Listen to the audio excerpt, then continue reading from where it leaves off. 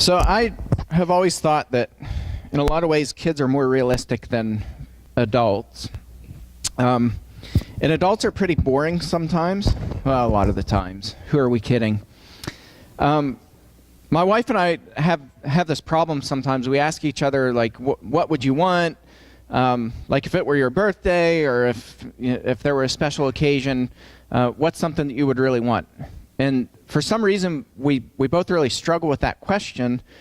And my staple answer is always just, well, I have everything that I need. I'm very blessed. I don't want anything. Well, that's kind of a boring answer, but it's an interesting question. If there was something that somebody wanted to give you, you could have anything in the world, what would that be? As adults, if you really think about that, it's kind of hard for us to process that, right? Like to actually come up with a reasonable answer. Kids, on the other hand, I was looking at these lists, and Christmas is always a fun time to really get inside of the minds of kids and wonder, okay, what are they thinking about? What is it the kids really want in life? So kids, if there's anything that you want, what could it be? So here are some Christmas lists that I found that are pretty interesting. This is Haley's Christmas list. She wants a pink wig from the dollar store, preferably, an iPad Touch, Monsters University DVD, cake, bacon. She's a wise little girl. Here's another one. This kid wants a yak, a Furby boom, something else with the yak. It's kind of hard to read the handwriting. Here's somebody who wants a Santa puzzle, a pony on the little tractor, 5 little monkeys, pink, white, red, and blue thing. That's pretty narrowed down, isn't it? Here's another list. This one wants a red bouncy ball, a toy worm, a toy dinosaur, a toy slug, pop-up animal book, a lot of Calvin and Hobbes books, clam pants, because who doesn't want clam pants? Lowry, I think you'd look good in clam pants. A book about potatoes. It's kind of interesting. And here's another one. This is kind of funny. Dear Santa, I was good and bad. I want, and it's a picture of a Nintendo, and this. And it's kind of small. I can't see what the picture is of. It looks like a DVD of something. I like this. And then right after that, I will give you the rest at the mall. Love, Chris. So kids are pretty smart, right? They know what they want. They're pretty creative, but us, not so much. We really struggle.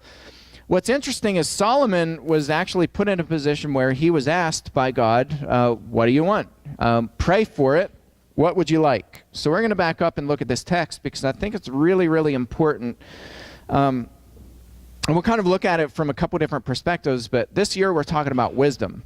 Wisdom is really, really important, and I started off this year by saying that wisdom is not really something that a lot of church leaders and really Christians in general are seeking. We live in a culture that values knowledge, and we place knowledge above wisdom. So information, we feel like if we have a lot of information, that we're really intelligent and we're really smart, and because we know a lot of things, we know a lot of facts, that we can make informed decisions. Well, it doesn't really work that way. And I just wrote a blog post this past week, and I embedded a video of one of my favorite magicians, and he's not really a magician. He's more of he's a pickpocket, but he does by profession.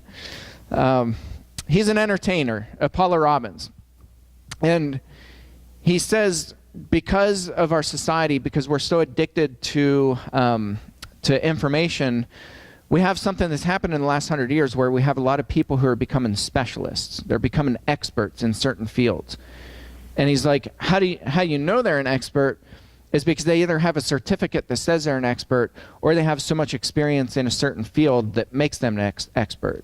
He said, but as somebody who deals with deception, I can take somebody's confidence that they have in a certain area, and I can make them feel more confident than they think they are. And so I can exploit that confidence. So what he does, he takes that knowledge that people have, and he'll ask them about it, and he says it's basically like leading people into water, and they're like, oh, well, yeah, I'll get in the water. But then after they put a foot in, they realize that the water is a little deeper than they thought it was. But it's too late because they're already in the water. So that's kind of how he draws them in. So knowledge in itself doesn't make us wise people. Having a lot of knowledge doesn't make us more informed so that we can make more informed decisions. You have to have knowledge that's coupled with wisdom. Wisdom is really, really important. So Solomon, I think, really understood that. And I want to go back and listen to this a little bit closer. So 1 Kings chapter 3, starting in verse 3.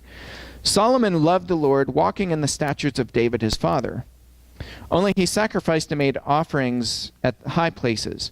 Now, a lot of scholars kind of wrestle with this because we know that the Israelites set up high places all over the place, and they would worship God at the high places. It wasn't commanded in the scriptures, and God doesn't really give an opinion one way or the other about the high places until later on. So at this point, God doesn't really speak against it, but we know that the Israelites used these high places to also sacrifice to the other gods. So they would go on these high places, and they would worship to Moloch, and they would worship Ashtoreth and all these different gods and goddesses. And so some of the Israelite kings would come and they would smash the high places. These are the high places that we're talking about. So originally they worshiped God at the high places, but then they also were worshiping other gods. So Solomon sets up these high places and he's worshiping God. Verse 4, and the king went to Gibeon to sacrifice there, for that was the great high place. Solomon used to offer 1,000 burnt offerings on that altar. At Gibeon, the Lord appeared to Solomon in a dream by night, and God said, there's 6 words here, 4 words in the Hebrew, really, really important words that changed Solomon's life. Ask what I shall give you. Now think about that. If God showed up to you and God said, ask what I shall give you. Ask it and I'll give it to you. What would you ask for? Would you ask for wealth? Would you ask for health? Would you ask for health for your family? What would you ask for? Verse 6, Solomon said, you have shown great and steadfast love to your servant David my father, because he walked before you in faithfulness, in righteousness, and in uprightness of heart toward you. And you have kept for him the great and steadfast love, and have given him a son to sit on his throne this day. And now, O Lord my God, you have made your servant king in place of David my father, although I am but a little child. Listen to how Solomon is describing himself. I don't think that Solomon was actually a little child. We know that Solomon was well into his adult years when he was a king. He's not saying, I'm a little child. He's saying that he's not able to think and process well. Solomon is humble at this point. He's saying, God, I'm nobody. I'm insignificant, and you've made me king. I do not know how to go out or come in. And your servant is in the midst of your people whom you have chosen, a great people, too many to be numbered or counted for multitude. So he realizes the gravity of being king for God's chosen people. Solomon is king over all these people, and it's a huge responsibility. So verse 9, he says, give your servant therefore an understanding mind to govern your people, that I may discern between good and evil, for who is able to govern this your great people? Here's my question. Wouldn't that be great if this is what was taught in our colleges and in our seminaries, where people going into ministry were taught, you need to really seek discernment and wisdom. I know, sadly, I wasn't taught that in almost 9 years of college and graduate school. I went for Bible and then went back because I like punishment. I went back for Bible, got a whole master's degree, and they didn't talk about humility. At least not specifically. This wasn't driven into us that, you know, when you're going, it is an awesome responsibility to lead a congregation. It's a huge, huge responsibility that you are leading God's blessed people, and man, you're going to be making decisions that you wouldn't even imagine the kinds of decisions that you have to make. And people's souls are at stake. And it's a really important, weighty task. And so you need to be humble. You need to pray for wisdom. That's not what we were taught. We were taught knowledge, knowledge, knowledge, knowledge, knowledge, knowledge, knowledge, which isn't bad in itself, but knowledge without discernment is really, really dangerous. So Solomon got it right. He got it right, and God was pleased with what he said. And the biggest thing wasn't, give me wisdom so I can be a wise person. It was, give me wisdom, give me discernment so that I can tell right from wrong, so that I can tell good from evil. For who is able to govern this, your great people? Verse 10, it pleased the Lord that Solomon asked this. And God said to him, because you have asked this, and have not asked for yourself long life or riches, or the life of your enemies, or Nintendos, or bacon, right? Because you've not asked these things, but you've asked for yourself understanding to discern what is right. Behold, I now do according to your word. Behold, I give you a wise and discerning mind, so that none like you has been before you, and none like you shall arise after you. I give you also what you have not asked, both riches and honor, so that no other king shall compare with you all your days. Now, a lot of people think, okay, well, God, why would you give him riches? Why would you give him all this honor and all these riches? Because doesn't that give people a swelled head? And don't you say in the Bible that, you know, don't you imply that it's really hard for people with a lot of money to go to heaven because that money ends up consuming you? And so why would you give Solomon all this? Guys, I want to make a point, and I want to make it really clear. Having money, having riches doesn't make you evil. God wasn't tempting Solomon. He wasn't like, well, let me give him all this stuff and see how he handles it. God was blessing Solomon so that Solomon would continue to make wise decisions and bless other people.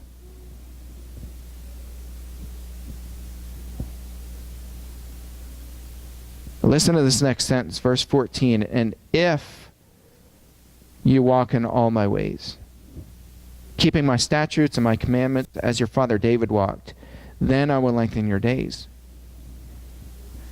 See, we change and twist the words of God, and we do all this unconditional stuff. Like God's unconditional love, God's unconditional forgiveness, God's unconditional blessings.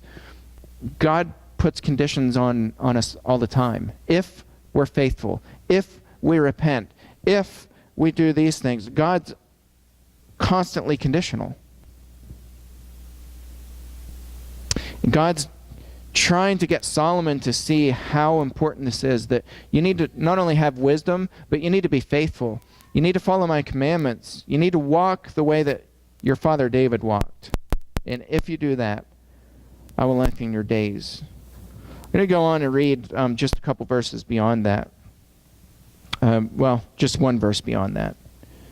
Verse 15, and Solomon awoke, and behold, it was a dream. And then he came to Jerusalem and stood before the ark of the covenant of the Lord and offered up a burnt offerings and peace offerings, and made a feast for all of his servants. Next week we'll talk about some of the things that Solomon did in his early years with that wisdom, but eventually Solomon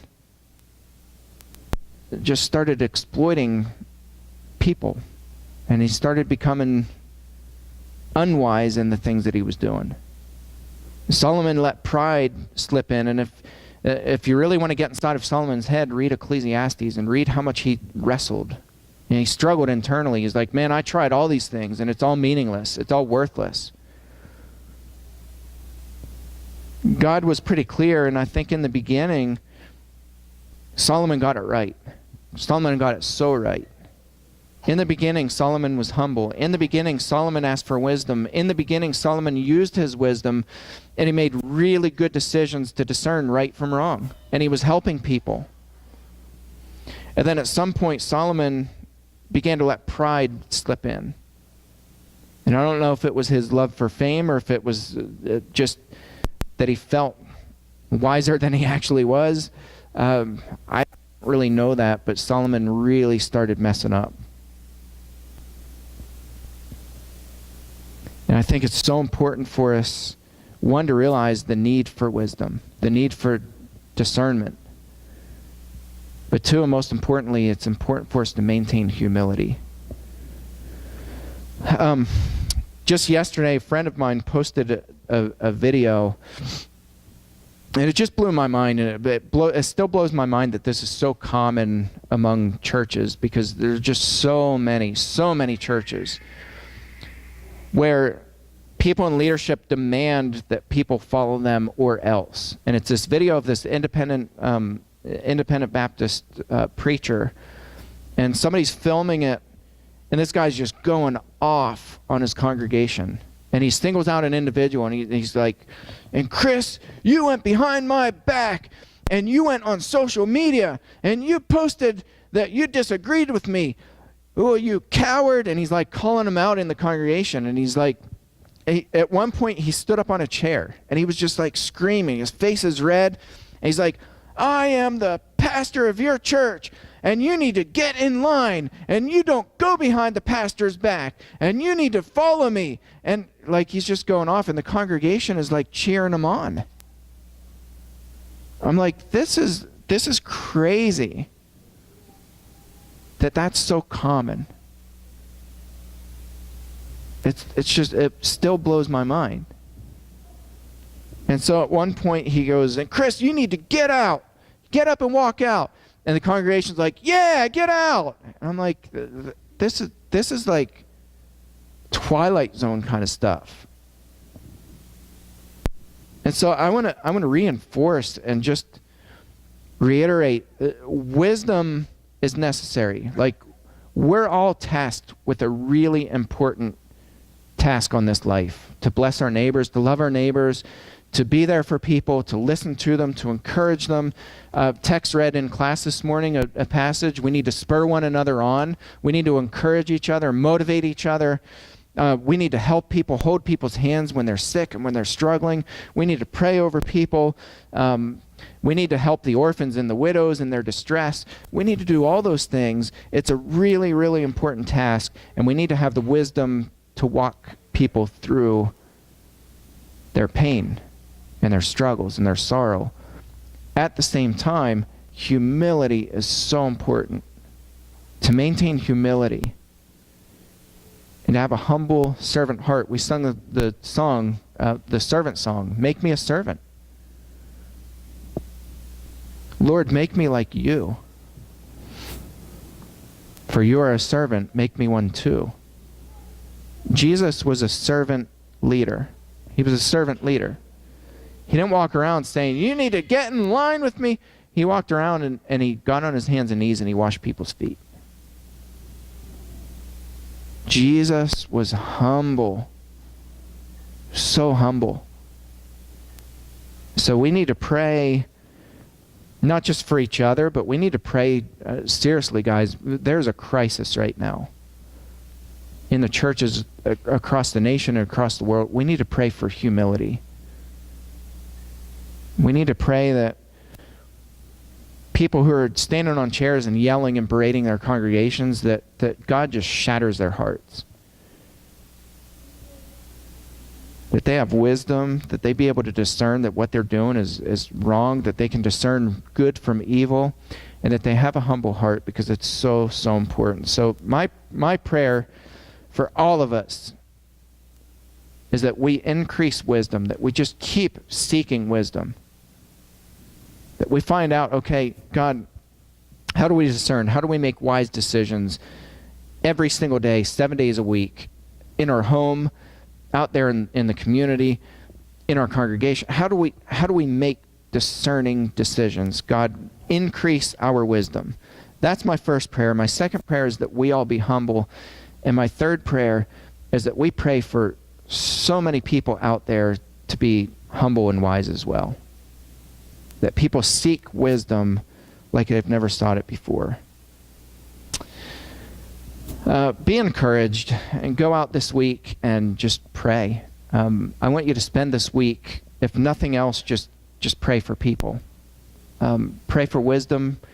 Pray for other people. Pray for your neighbors. Find people who are hurting and struggling and just be with them. Just sit with them. Pray with them. Be silent in their suffering. If there's anybody this morning who's not yet taken that step to put Christ on in baptism, we encourage you to come up. Or if there's anybody who has any prayer needs, we would encourage you to come up or go back. Our shepherds will be in the back as we all stand and sing together.